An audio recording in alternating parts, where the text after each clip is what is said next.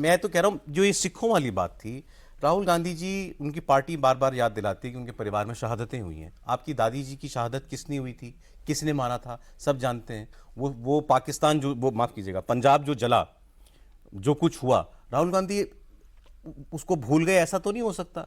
उनको क्यों नहीं ये कहते हुए उनको लगा कि ये जो मैं बोल रहा हूं इसका क्या असर हो सकता है, सिख सेंटिमेंट में इसका कौन लोग फायदा उठा सकते हैं? मुझे लगता है कि आप you are expecting too much. आप बहुत एक्सपेक्ट कर रहे हैं राहुल जी से। मैं मैच्योर आदमी की बात कर रहा हूं जो 20 साल से सांसद है, आज देश का एलओपी है। ये आपके सोच का मैं सम्मान करता हूं सर, मैं ऐसा नहीं कहता हूं कि आप गलत सोच रहे हो, पर मुझे लगता है कि राहुल जी से इतनी महीन चीजें सोचना, समझना, उनसे अपेक्षा करना, ये सब व्यर्थ है। मुझे लगता है कि जो सिखों वाली बात कही ना, बड़ी खतरनाक बात है। एग्जैक्टली। मैं और इस देश में पहले इसी नैरेटिव ने हिंदुओं और सिखों को अलग किया। क्योंकि हिंदू और सिख दोनों एक थे पहले। आप गुरु नानक जी का पढ़ लो, मैं तो उस भूमि से आता हूं ना जहां गुरु गोविंद सिंह पैदा हुए। मैं तो बिहार का हूं। जी बिल्कुल। मैं कड़ा पहनता हूं। हर घर का बड़ा बेटा सिख हुआ था। ये इतिहास में दर्ज है। हिंदुओं ने अपने घर के बड़े बेटे को सिख धर्म दे दिया था और छोटा बेटा हिंदू रहा था। आप देखो नानक जी कितना राम के बारे में बात करते हैं। उनके प्रीचिंग्स पढ़ लो, उनके टीचिंग्स पढ़ लो, उनके पोएट्री पढ़ लो, है ना। तो पहले इसी नैरेटिव ने हिंदुओं और सिखों को अलग किया, और अब मुसलमानों को हिंदुओं के खिलाफ खड़ा करने के बाद हिंदुओं के एग्रेसिव होने का डर दिखा के अब सिखों को उस राह पे बढ़ाया जा रहा है कि आप हिंदुओं के खिलाफ खड़े हो जाओ। लेकिन मुझे नहीं लगता कि अरे केस, कड़ा, कंघा, मुझे तो कोई रोक ही नहीं रहा। मैं तो इतने दिन से कड़ा पहने हुए हूँ, 1997 से पहन रहा हूँ। हिम्मत है, कोई नहीं रोक कौन रहा है? इस बात का कोई मतलब ही नहीं। पटना में प्रकाश उत्सव मनाया गया गुरु गोविंद सिंह जी का। सारे हम लोगों ने, मतलब जो परिवार के छोटे भाई थे हिंदू परिवार के, 1984 में अब विज्ञापन फुल पेज अखबारों में दिए कांग्रेस पार्टी ने, और उसमें टैक्सी दिखाई, उसमें एक सिख बैठा हुआ। वो तो एक सरदार जी कह रहे, क्या इसमें बैठकर आप सुरक्षित महसूस करेंगे? ये कांग्रेस पार्टी का इलेक्शन कैंपेन था सौरभ जी। और राम जेठमलानी ने तो बाकायदा जो है टेलीविजन चैनल पर इंटरव्यू में कहा है कि मैं घायल लोगों को लेकर गया, कोई सरकारी अस्पताल उनको एडमिट करने को या उनकी दवा दारू करने को तैयार नहीं था।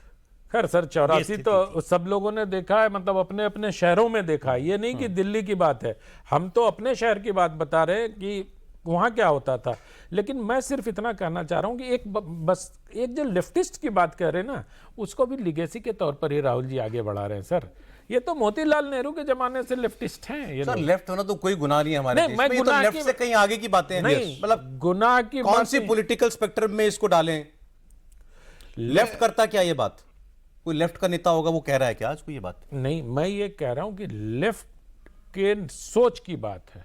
क्योंकि लेफ्ट कभी राष्ट्र के बारे में नहीं सोचता, वो राष्ट्र की सीमाओं से परे जाके सोचता, वो इंटरनेशनल बाउंड्री में स्टेट में विश्वास ही नहीं है उसका। मैं ये कहना चाह रहा हूँ उसकी मानसिकता गुनाह नहीं है। तो ये वहां पहुंच गए क्या? बिल्कुल। अब मुझे तो यही लग रहा है। मैं और एक चीज इसमें ऐड करना चाहूंगा, जो सारी चीजों को जैसे इन्होंने कहा कि हिंदू और सिख की बात, देखिए इनको एक नैरेटिव जो है 2024 के समय पे एक नैरेटिव एक क्लिक हुआ कि एक तुष्टीकरण को तो हम रोक नहीं पाएंगे, उसको हम कंटिन्यू करते हैं कि जिससे एक वोट बैंक जो है हमारा कंसोलिडेट हो।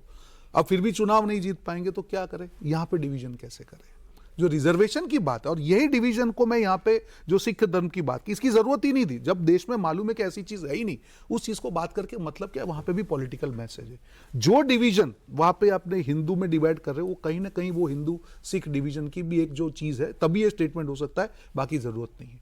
तो किसी भी करके जो उनकी जो तुष्टीकरण वाला वोट है उसको छोड़ के कैसे उसको डिवाइड करें, जितना डिवाइड करेंगे उतना फायदा होगा। ये ओवरऑल मैं जो मानसिकता देख रहा हूं, उसमें भी उन्होंने क्या कहा, उसमें भी उनके जो एडवाइजर ने स्टेटमेंट करवा दिया कि रिजर्वेशन तो हम लोग हटाएंगे जब भी समय आएगा। तो आपकी मानसिकता क्या है? आज आप ये कह रहे हो कि आपके ऑर्गेनाइजेशन में कितने ओबीसी है, कितने दलित है, और आप कह रहे हैं कि नहीं हम लोग इसको भी हटाएंगे, तो वो भी उनकी जो रियलिटी लगता है। आप लोग ले उड़े वो बात। नहीं बात अभी वो समय नहीं है जब समय आएगा तब। बात समय आएगा, आप समझिए, आप दो आप चीजें तो बात कर विचार रहे तो हैं, कर रहे हैं। आपके दिमाग में तो है ना। आप ये नहीं कह सकते कि अगर आप बोल रहे हैं कि नहीं हम रिजर्वेशन की फेवर में हैं, हम 50% की कैप हटा देंगे, इसका मतलब आपका नहीं, सर, नहीं, सौरभ जी, दोनों में फर्क है। फिर फेयर होके बात नहीं, मैं करनी फेयर चाहिए। होके बात ऐसे कर तो रहा हूं। संघ प्रमुख ने भी कहा था कम से कम 200 साल। देखिए एक मिनट, उन्होंने तो नहीं कहा कि आरक्षण कभी नहीं खत्म होगा, उन्होंने कहा कम से कम 200 साल देना मेरी पड़ेगा। बात सुनिए, मैं बात अब ऐसे देखेंगे तो कॉन्स्टिट्यूशन बनाने वालों ने क्या कहा 10 कि साल ही 10 दिया साल था। और 10 साल और बढ़ा सकते मैं हैं। कह रहा हूं कि 20 भाई साल। रैशनल बात करें ना। राहुल गांधी ने उसमें कौन सी बड़ी बात कह दी? नहीं, राहुल आरक्षण- गांधी जो पहले बोल रहे थे Exactly. और जो ये बोले हैं,